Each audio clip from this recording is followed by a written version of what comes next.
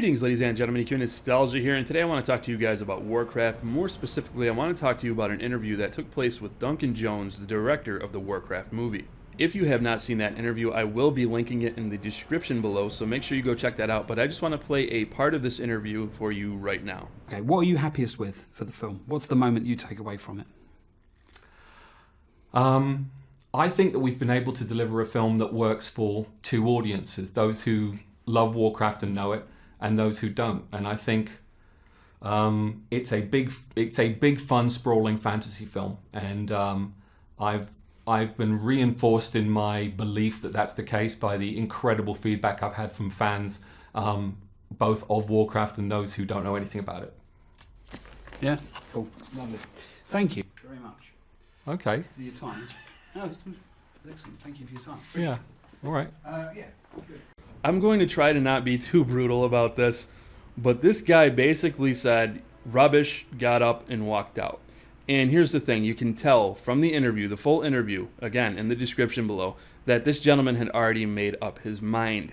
He already knew that he did not like this film, and he was asking some tough questions. Asking tough questions isn't really an issue, but when you're asking questions in an attempt to trip somebody up and discredit them, which it looks like he was very well doing, and then you get up and walk out in a disrespectful manner, you have no business being a journalist, sir.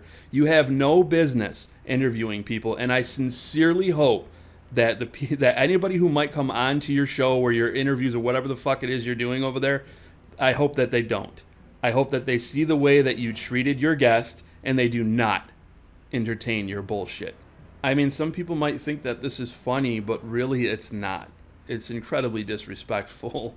And I can't even believe this guy is taken serious by anybody. Now, let's get one thing straight here. I did like this film. I'm a Warcraft fan. I'm a World of Warcraft fan. I did a review on it. I even titled that I was biased in the main title of that video.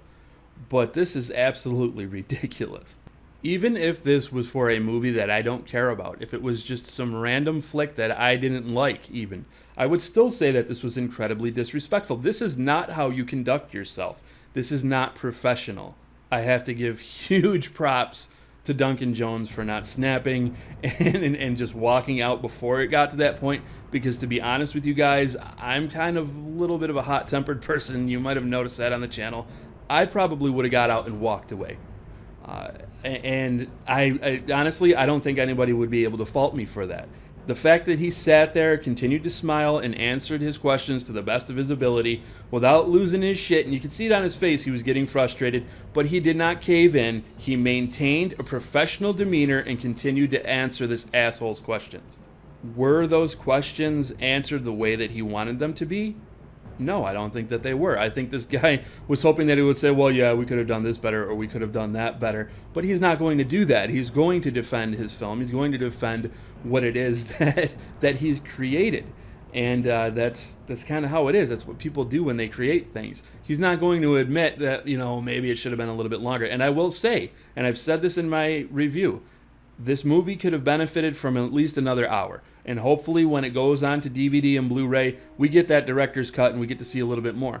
But I do feel like the film established enough.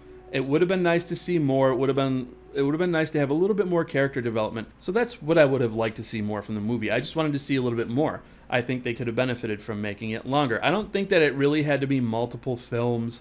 I've thought about this, and really I don't think that they should tell the first Warcraft story over several films. I want to move on to Warcraft 2, then Warcraft 3, and if they go beyond that, then great, that's wonderful. But the movie's not perfect. I'm not going to sit here and say it's perfect, but the way that he conducted this interview is abysmal. It's an embarrassment to journalists the world over. Is the plot confusing to people who don't know anything about Warcraft? I think it can be, yes, but if you go through and you watch it again, I think it'll make a little bit more sense to you. It's pretty simple. Green magic is bad. Green magic corrupts you. That's not a good thing. The orcs, their world is dying. They come to our world, or they come to Azeroth. I say our world. That right there you can tell I'm a player. They come to Azeroth, they invade. The humans stop it. They shut down the portal. It's a very simple plot. And you know, yes, Warcraft has a lot more depth than that, but I think that they told the first story quite well. It could have been told better. As I stated, it could have been a little bit longer. Now, I don't know if this guy is a fan of the genre. I don't know if he is a high fantasy fan. It appears that he is because he mentioned Lord of the Rings, but he certainly doesn't appear to be a Warcraft fan, and this movie is for Warcraft fans. If I went to go see a movie for fans of something I don't care about, and I don't understand it, and I don't enjoy it, that's kind of to be expected, right?